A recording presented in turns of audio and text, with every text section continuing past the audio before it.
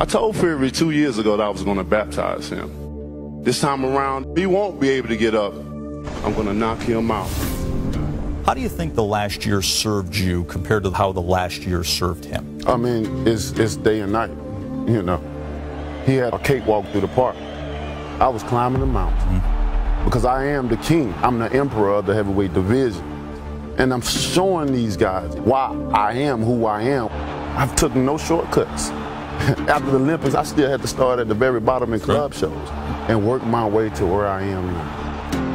What's the difference in the mindset of getting ready for a rematch? How do you go about that with the preparation? You take for what you've already learned and what they've given you, and you put it all together until you perfect it, until you got it down, until it become a muscle memory. So when you get into the fight, and he make one mistake, because like I said, for me, you got to be perfect for 12 rounds. I only have to be perfect for 2 seconds. In listening to some of his pre-fight strategy talk, so he's talking about taking it to you early, of testing you. You would be the last guy in the world I would ever think a fighter would say that about. Where do you think he's going with putting that out there in the lead up to this fight? I mean, you know, Fury is a talker. Yeah. He wants to be an entertainer. He don't believe that. He putting out energy in the universe that he don't even believe himself, but that's why it's not going to manifest. So I don't take part in it. He knows that. You're not going to have the most dangerous man in boxing right now, the hardest hitting puncher right now. And you talking about you going with a warfare with him? Good luck. Glad to be. This was during the broadcast of on ESPN of Eleider Alvarez versus Michael Seals this last January 18th. It's History Controversy with FightView360.com. And yeah, that shit is for real. We can all have our predictions for this fight, but they don't mean nothing. Because Deontay Wilder can knock his ass out anytime he wants to. Well, not anytime he wants to, but if it happens, it happens. Listen, we're going to talk about it. Division in his right hand. There's an orthodoxy. Dempsey, Tyson, Foreman, Marciano. Big names. That the most destructive shots are compact and short. Wilder violates them. His shot is long, it unfurls like a whip, but if you see what comes in his wake, look at the film of his knockouts. It's scary. The division's never seen a punch quite like this. Look at fellas, we talk about technique, we talk about the sweet science, we talk about, angles, and we talk about skills.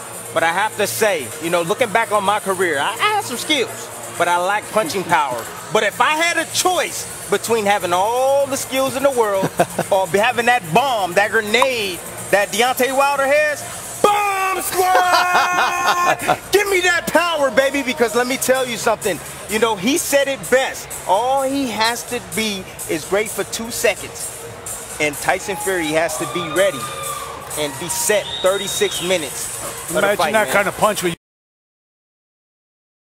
So I'm guessing that's why Tyson Fury is claiming that he's going to go out there and try to take it to Deontay Wilder and go for the knockout.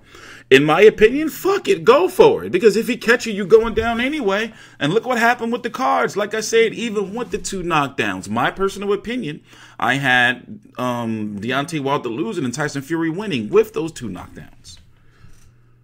I think that Tyson Fury has the ability to knock out Deontay Wilder. He can do it. He can do it, especially if you know the Tyson Fury I know that fought Derek Chisora left-handed. Listen, I've been covering him since 2010. Like, I'm not some new Tyson Fury fan. I was covering him on those Box Nation cards, all that shit, before we had the zone years and years and years ago. I'm not just some fucking casual fan. Dude has the skill set. Is it wise for him to try to go out there and do that? I don't know. But one thing is for sure is, listen, I mean, he can go out there and try to dance the night away at that 6'7", 6'9" he's listed at. 250-pound frame, those long arms of his. Deontay Wilder, up until Tyson Fury was playing around too much, doing all that ducking and shit, if he fights tall, what Tyson Fury has shown us he can do, then he has every chance to be able to outbox him. But you know what I don't like, though, that has to be mentioned? Why do these guys get to fight twice and Deontay Wilder not fight is mandatory? I understand Dillian Whyte had failed the drug test and all that shit, but he's back now. None of this shit don't make no sense. They're fighting 3 times. Like, they're going to fight 3 times, especially if Tyson Fury wins. Deontay Wilder has gotten better each and every fight. Since they last fought 15 months ago in December of when was that? That was December, right? No, it was November when they fought the first fight, right? Of 2018. I don't remember. The point is, you know, Deontay Wilder's stock has risen. Tyson Fury has a bit. You know, and you can say Deontay Wilder had a tougher fight than Luis Ortiz outside of Tom Schwartz and Otto Wallin, but I'm starting to rate Otto Wallin very high. You know, he's a tough dude. You see what I'm saying? Okay? But regardless, I'm going to be here. If I don't go to the fight, you know, I'm going to be here. I'm hoping and praying that one of my team members are able to get to the fight. You know, because we're going to be here. I'm not going to be like, you know, for people say, well, when Deontay Wilder gets knocked out, when Tyson Fury gets knocked out, whoever, you better be here. I'm always here. I cover all major fights live. That's my shit. Kind of hard. I mean, you look at it and he detonates that right hand. That's the best way to say and describe what Deontay Wilder does. Now, Tyson Fury was not shy about saying he's going to go after Deontay Wilder, I like it. trying to knock him out in the first 2 rounds. Now, we know if that doesn't happen, he's got the repertoire to box the rest of the night. But, Tim, what's Wilder's plan B? Come on now. Plan A, knock you out. Plan B, knock you out. Plan C, knock you out. Deontay Wilder, that's all he wants to do is inflict pain on his opponents. And let me tell you another thing. He will not let up. He will not let Tyson Fury confuse him or frustrate him. He will look for the hunt all night long and look for that knockout. Hold on a second. Don't underestimate Deontay Wilder's adaptability. I saw him the night he won the title. And you always wonder what happens to a pure puncher the night he doesn't knock you out. When he's used to it, does he choke up? And I saw Wilder there. All he did was pitch a shutout. He took what he had, and he got away with the title. Wilder can box. He can box. You know, and he's talking about the Memain Stavern first fight, where he was like, oh, okay, he can box. He got a jab, and he has gotten better. See, what Wilder does is he doesn't really have to use all that shit, is because once he lines you up, he touch you, you go down. But in the case of Tyson Fury, it's not wise for him to rely on that. He needs to try to rack up some points any way he can. You know, and the thing is, Tyson Fury is a clean, effective puncher. Deontay Wilder don't really want to get hit by that. Now, we know his chin has been tested. You know, but yo, like, let's keep it 100. Tyson Fury is the best boxer that Deontay Wilder has ever fought. Now, you can say whatever you want about Tyson Fury's accomplishments or who he has or has not fought, you know, Klitschko or not. You have to factor in an overall skill. You know, now you can say that, you know, yeah, I would love to have all that power. But what happens if you can't use it? You know? What happens if you can't use it? It's a great thing to have. Like, you know, all you got to do is hit somebody once, they're going to go down. But this man got up twice. The first one, yeah, all right. But that second one, he got up. You know? Anyway.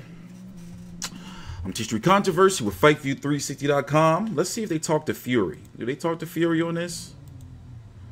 No, they go to commercial break. I can't wait to see what the shoulder content is going to be, because now we are about a month away from the fight.